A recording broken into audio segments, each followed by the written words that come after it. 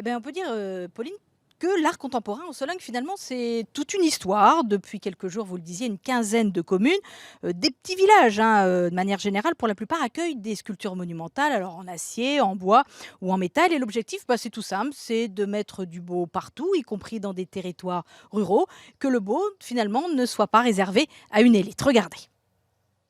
Ça se présente comme un parcours, presque comme un jeu de piste à travers la Sologne. Premier arrêt, à Évoile-Marron, petit bourg de 700 habitants. C'est un drôle d'objet en acier qui atterrit près de l'église. La suite conique numéro 3 de Gilles Appert. Alors forcément, dans ce petit village peu habitué à l'art contemporain, on a jasé. C'est l'étonnement. L'étonnement entre ces œuvres, je dirais, globalement modernes et un patrimoine ancien.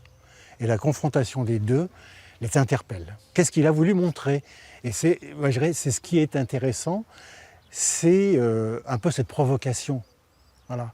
Et leur dire que les œuvres, ce n'est pas fait que pour des intellectuels.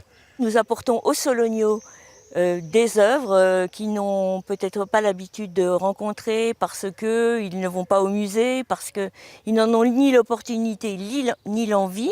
Là, on leur apporte sur un plateau et au détour d'une place, en contrebas d'un pont, à l'ombre d'un caquetoire, leur œil est attiré par une œuvre et ça va déclencher une émotion bien sûr, mais aussi des dialogues et ça fait parler les gens. Favoriser l'émotion et l'échange, c'est aussi le credo de ce sculpteur tourangeau. Lionel Tonda sait bien que son travail suscite des émotions contradictoires, ce qui n'est pas pour lui déplaire.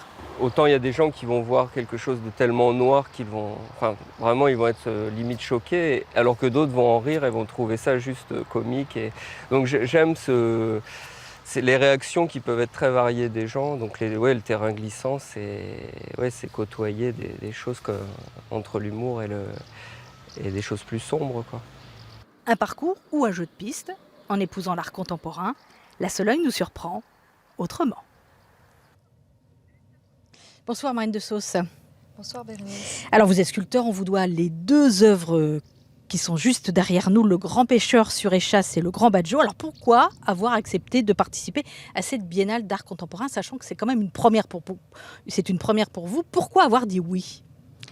Alors la première pour la biennale en Sologne, oui. Pour les biennales en général, non, puisque j'ai fait déjà d'autres biennales. Mais c'est toujours un honneur et une joie de pouvoir partager avec les autres son propre travail. Donc ça n'est pas un refus qui est à la mise, mais au contraire une acceptation. C'est important justement que l'art contemporain, un petit peu difficile parfois et partout dans des territoires ruraux, avec la désertification, que ce ne soit pas, comme je le disais, réservé à une élite. Vous êtes sensible à ça? Ah, beaucoup, oui. Parce que ce qui est toujours important, c'est ce qui nous motive, c'est-à-dire l'émotion. Et on a envie de faire partager notre émotion avec tous les publics, bien sûr. Alors justement, d'où vous vient votre inspiration? Vous dites chacune de mes sculptures a son histoire, qu'il s'agisse du souvenir d'un moment ou d'une scène imaginaire. C'est important ça. Ouais. C'est-à-dire que ça peut être les voyages que j'ai pu faire ou alors des images internes que j'ai, une sorte d'icône que j'ai envie de retranscrire. Et ensuite naît l'œuvre tout doucement par maturation et puis ensuite en gestation à l'atelier et tout doucement tout le processus de création. Ouais. Alors c'est vrai que vous n'avez pas toujours été sculpteur, vous avez fait du marketing, vous avez même commencé votre carrière là-dedans, ça ne vous épanouissait pas? Alors c'est complètement une autre vie effectivement, mais quand j'ai touché à la terre, ça a été une révélation totale. Donc c'était... Voilà, les choses se sont avérées simplement comme un grand fil conducteur et le chemin était là. Ok, bah écoutez, si les téléspectateurs veulent vous retrouver, nous sommes ici dans un endroit magnifique, au château du Moulin à Lassay-sur-Croine, et les œuvres sont visibles partout dans la Sologne jusqu'à mi-septembre. Allez-y, ça vaut vraiment le coup.